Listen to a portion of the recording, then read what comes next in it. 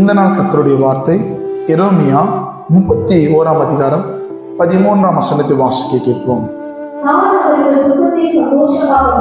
நான் அவருடைய துக்கங்களை சந்தோஷமாய் மாற்றி அவர்களை தேற்றி அவருடைய சஞ்சலங்களை நீங்க அவர்களை சந்தோஷப்படுத்துவேன். எனக்கு அன்பான தேவ பிள்ளைகளே, உங்க துக்கங்களை முதல்ல ஆண்டவர் சந்தோஷமாய் மாற்றுகிறார்.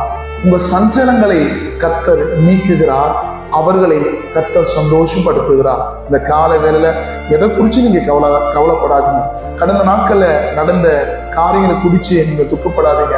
ஏனென்று சொன்னா கர்த்தர் இந்த நாள்ல உங்க வாழ்க்கையில புதிய காரியத்தை செய்ய அவர் உண்மையுள்ளவராக இருக்கிறார். உங்க துக்கங்கள் எல்லாவற்றையும் சஞ்சலங்கள் எல்லாவற்றையும் நீக்கி அவர் உங்களை சந்தோஷத்தினால் நிறைய பண்ணுவார். கர்த்தர் உங்களோடு இருப்பார். ஆமென்.